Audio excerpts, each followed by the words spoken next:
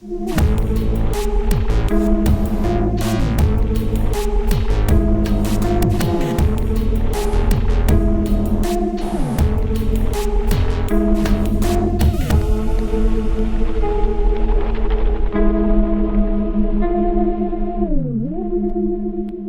guys, welcome back to another episode of Black Magic Craft. This episode, I'm doing another project showcase where I take a piece I've already built and talk to you in detail about the techniques I used, things I learned while building, and the things I'd probably do differently if I were to build it all over again. This time around, we're taking a look at this. The piece that is probably my most favorite piece I've ever built. I'm really happy with the way it turned out, and I'm excited to share with you some of the techniques I used. Okay guys, let's take a look. This is my city / castle / keep / fort / whatever entrance.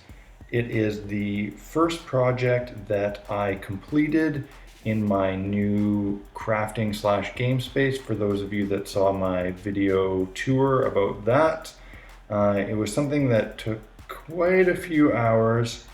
I don't actually remember specifically because it's been a few months since I made it, but I would guess that I was working on it on and off for a few hours every night for the better part of a week, maybe getting into 2 weeks with painting, but I don't remember for sure. I do know that I watched a lot of YouTube and Netflix while building it. When I started planning out this build, I really wanted to do something that would get more than one gameplay out of it because it is, a rather time-intensive build. So my biggest criteria was that it at least be somewhat modular, which is tricky to do with buildings. But for this, what it meant is that it wasn't built as one solid piece. I very deliberately decided to make this into 3 separate sections. And the reason for that is while a guarded fort or city entrance, lends itself to a lot of different role play encounters, you're not doing that all the time. But by making it into separate pieces, this also gave me 2 standalone watchtowers or guard towers that could be used in a lot more ways than just the entrance. These can work as a watchtower. They could work as a wizard's tower until I build, specific wizard's tower. So really they have a lot of uses. Now, because I made them separate and detachable and I wanted to make them modular, I made the deliberate decision to not have these have any doors or, solid attached ladders or that sort of thing, so that I wasn't restricted by that for future use. That's why I also didn't add any stairs or anything like that. This way I can plop it on the table and, hey, it's D&D, it's an imagination-based game.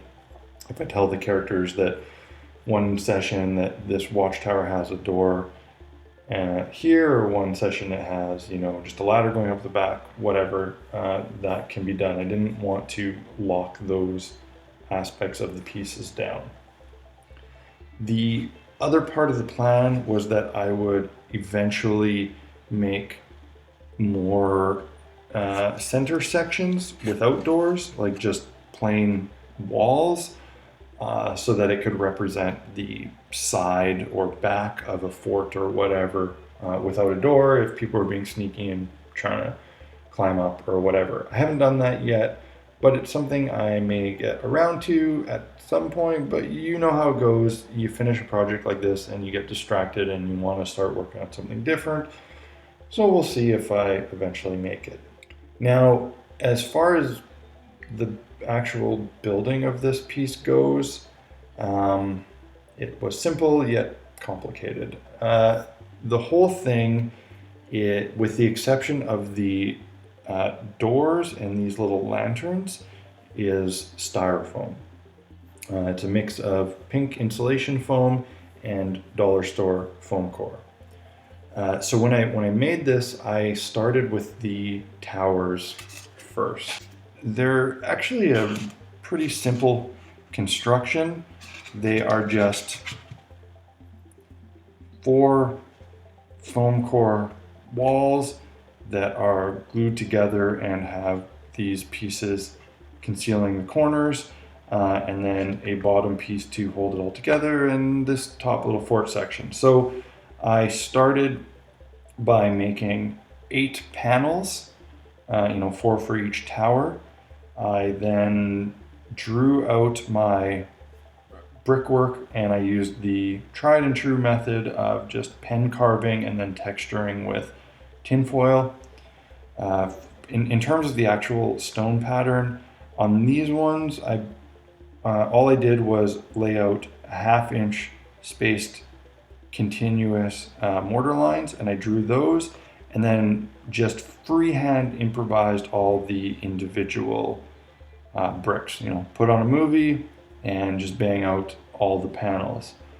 So once I had those done, I cut a square for each of them out of 1/2 inch insulation foam on the top and the bottom, and just glued the 4 pieces to those and the corners together. And I made it fairly strong, but I needed a way to cover the exposed foam core corners. So I decided that since I wanted this to have a big kind of heavy timbered look anyway, that I would just cover it with big timbers essentially. So I cut the pink insulation foam into 1/2 inch by 1/2 inch sticks, and then I actually just took a knife and cut out from both sides a dado, well actually a rabbit I guess because it's on the edge. Just remove this material with 2 passes of the X-Acto knife, and that basically gave me an outside corner, like a L-shaped piece that could slide over and conceal the corner. For all the woodworking on this, I used the same technique that I used in my longboat video, which is basically, pen carving the individual planks and then wire brushing the wood grain. But on these big timbers, I wanted the grain to be more pronounced. So I actually just drew in some of these grains with a pen. I also went and kind of dinged them up, added some scratches and some gouges, so it looked like these things may have been, through a few battles. Once I had the just lower tower body assembled, it was time for the top. Now, the first thing you might notice is that there's no roofs on these. That is an intentional choice. So they can be used in a way that they are just an open roof. A lot of forts just have an open roof. Or, I can just tell my players to imagine that there is a roof on them.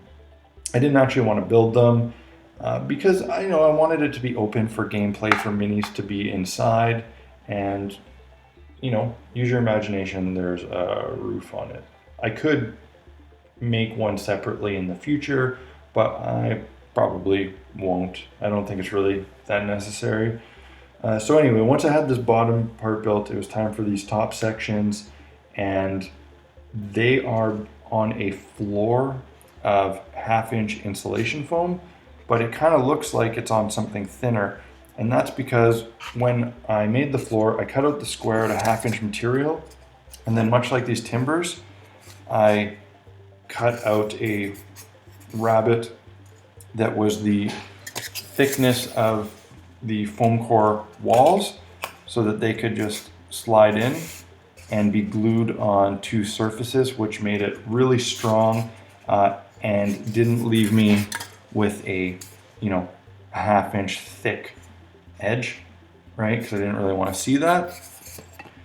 So I cut those pieces, made the rabbet all the way around, drew in the plank floors, did my wire brush wood grain, used a pin to make nail holes, And then on the edges, I kind of like beveled and, sanded the edges to make them not look like a hard factory edge, make them more look like timber.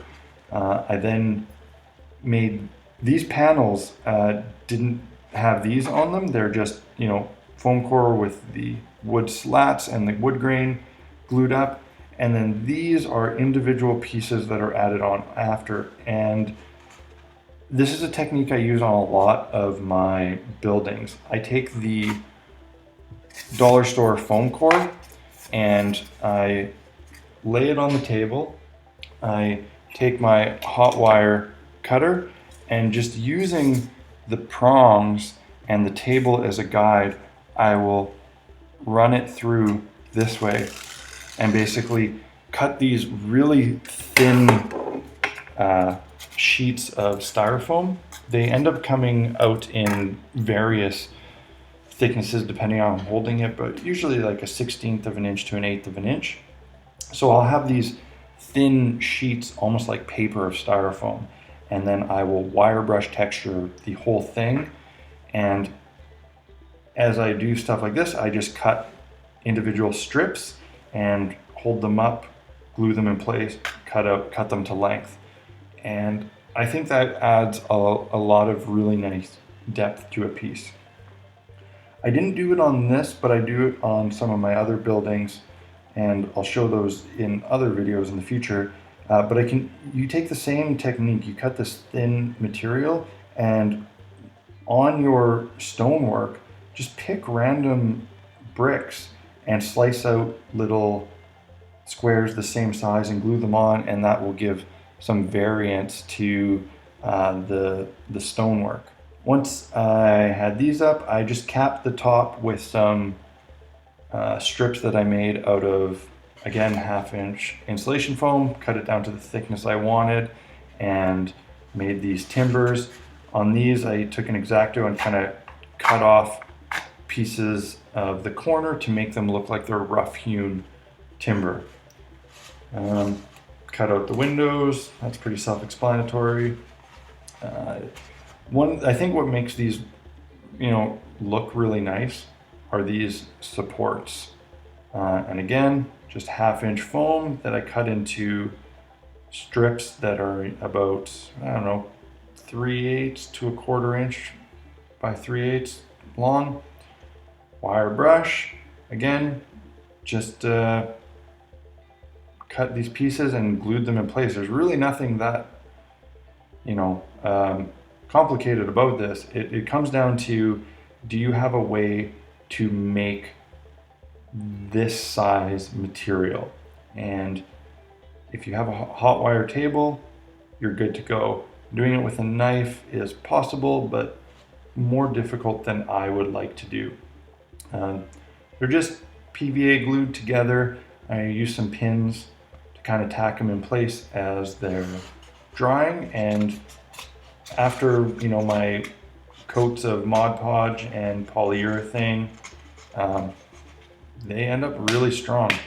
They can get hit and they are not going to fall off. So I think that's basically covers everything on the towers. The center section, this is a piece of 1.5 inch pink insulation foam that I carved in the same brickwork as on these pieces. On top, you can see here, it's just a piece of 1/2 inch insulation foam, again with the dollar store foam core wall that's inlaid in a little cutout groove here. The top is capped again with another pink insulation timber, same sort of strips on these. Wood planking is drawn on the top, and along the door frame, again, I just cut these strips out of pink insulation foam and then add a nice amount of depth. On these, I took my time to really, carve in some nice detail, so nothing was a flat surface. It was really trying to make these look like they were, carved with, simple tools. And I'm really happy with the way those turned out. Same sort of supports on here as on the towers. The doors now, this is the part that is not styrofoam. These are made out of coffee stir sticks in the same method you see lots of people do. Basically shave off the edges, take an X-Acto knife to carve in some wood grain and super glue them together. The backs just have some toothpicks glued on, which from the front gives these nice little spikes on the top and bottom.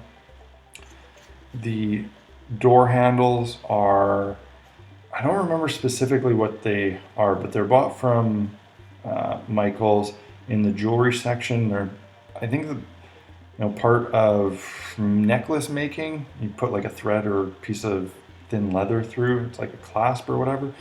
But they're metal and they make excellent handles. They make excellent brackets for hanging chain like this. They're just super glued on.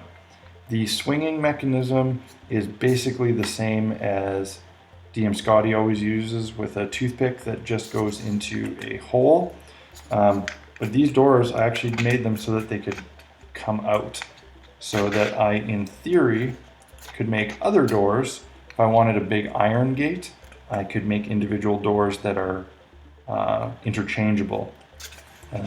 The top of this, it's basically just you probably can't see, it's too dark, there's just a hole here that the pins go into, and then on the bottom I took bamboo skewers. They have a bigger edge. I inset them into the styrofoam and I drilled a hole the same size as the wooden dowel on the doors, but didn't go all the way through.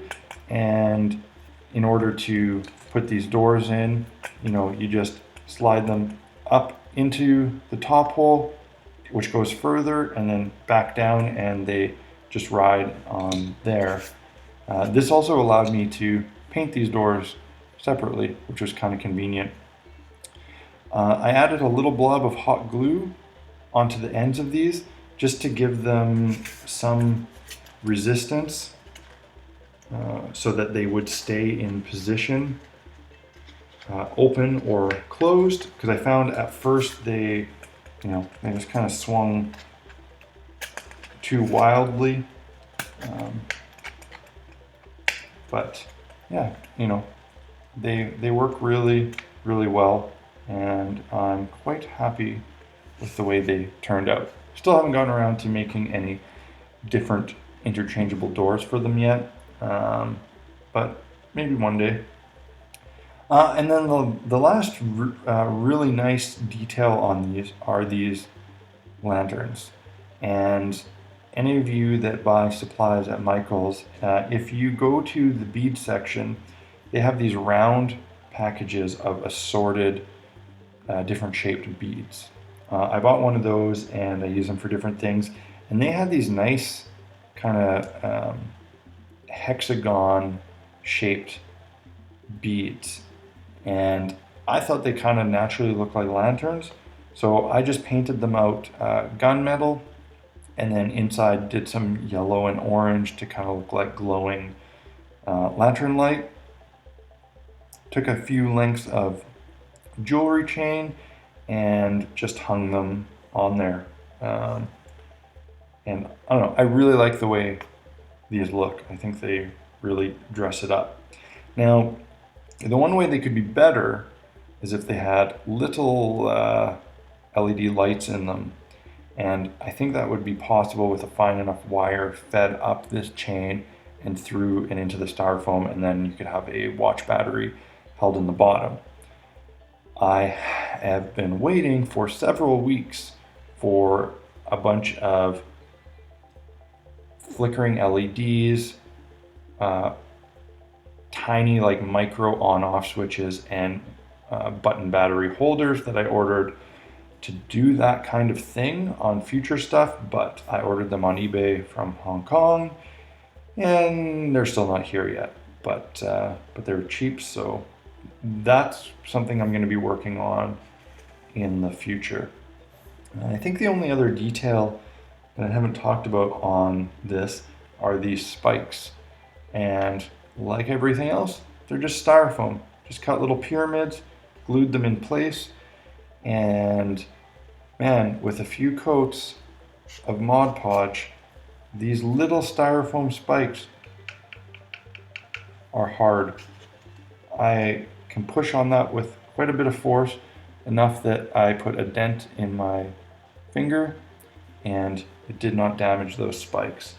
So anybody that's worried about building with styrofoam, as long as you give it the appropriate coatings, you're fine. This piece, actually now that I think of it, only has a few coats of Mod Podge. It didn't even get the polyurethane coat like I normally do, just because I never got around to taking outside and spraying it. I think when I built it, I was out of polyurethane, and by the time I bought more for other things, I just didn't get around to spraying this. So anyway, that is my fort entrance gate thing. I'm really happy with it. I've only used it in one game, but I think I need to start writing some sessions around this piece just so I can get a little bit more use out of it, because I really like the way it looks on the table. So anyway, guys, thanks for sticking with me through my ramble. If you found this video helpful or interesting, please hit that like button and drop me a comment. I really appreciate hearing from you guys in the comment section, and as I'm sure you're aware, I try to respond to every comment you guys leave. If you have any questions about this build or things that I forgot to mention or stuff you want me to go into more detail about, please feel free to ask in the comments and I will let you know. So until next time, guys, peace.